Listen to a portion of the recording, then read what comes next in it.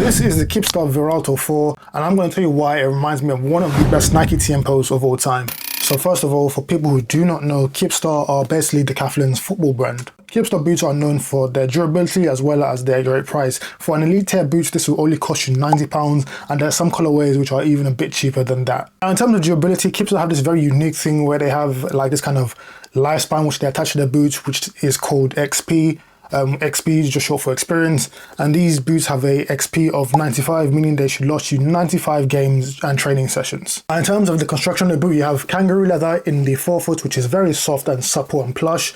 In the midfoot to the heel area, it's synthetic, and then you have your kind of elasticated mesh in the tongue area. And if we take a look at the sole plate, you can clearly see I've got the SG version because, you know, it's that time of year. The other kind of FG molded studs you can see are short conical studs. So the boot is meant to offer that more kind of like traditional relaxed feel, which won't give you too much in terms of like aggressive traction, but it's more to do with helping you with like mobility and less rotational traction. And just to elaborate a bit more on the sole plate, it uses two of Kipsta's technologies, which are number one flake hex and the other two dual hardness. So essentially it flexes in all the right places that it needs to, as well as providing you with sufficient support as well. In terms of just like the overall design of the boot, I'd say it's more on the simpler side. It's more like the kind of modern leather boots that you do see from a lot of brands, where you have like just leather in the forefoot and the rest of the boot is in synthetic or knitted material. It reminds me a lot of like the Nike TMPO Legend 7, which is probably one of my favorite TMPOs of all time. And just having the two boots next to each other, you can see like there's a lot of similarities. So like even like the kind of like,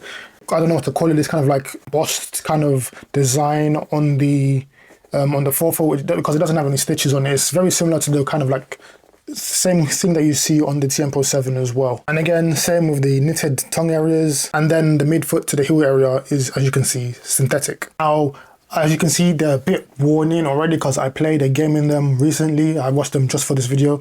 So I'd say in terms of having them on feet just from like just one game playing in them, they do feel very, very similar to the TMPO 7, and they cost a fraction of the price as well. But in terms of how they fit and feel on feet, let me give you a more kind of descriptive analysis. So this is what the Viralto 4 look like on feet. Like I said before, design is pretty much no nonsense. I'd say on feet they feel, I wouldn't say identical, but they feel very similar to the TMPO 7. Very, very similar. And I'm not mad at that all. TMPO 7 is probably my favorite TMPO of all time. I'd say the only difference is maybe in the heel area. That's the only difference in the heel area. With the TMPO 7, it's a lot more padded compared to these. But overall, I'd say in comfort, especially as a new boot, these are very good. They feel very snug in the forefoot as well. I guess the only kind of issue I'd say I have is with the heel area, but I'll get into that a bit more. So sizing-wise, I went true to size for 9.5 UK, but Kipsta's kind of sizing is a bit different to other brands. So if you want a more kind of regular or snug fit, you're supposed to pick your kind of regular size or whatever, and then the, well, shouldn't I say no regular size, but like the whole number sizes. And then if you want like a wider fit, you pick the half sizes. So I usually wear a 9.5 UK.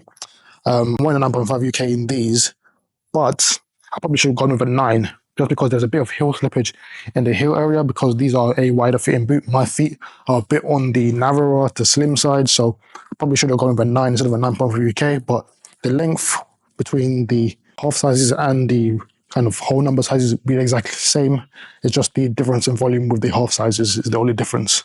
Yeah, so as you can see, they're just like, in terms of just the overall feel of the boot, the lockdown is all right. My feet aren't moving about in the boots. It's just in the heel, they don't feel as secure as they possibly could be. Maybe if I did like the runner's loop, it would probably improve. But yeah, probably should have gone with a 9 instead of a 9.5. But overall, I'll say that I can still play in these, just like I said, grip socks, and I'll be fine. And that's it for the video, guys. Come back in a month's time where I will have a full playtest and review of these boots after I've worn them properly and have like a more well-rounded opinion of how they fit, feel, and just like the overall performance of the boot.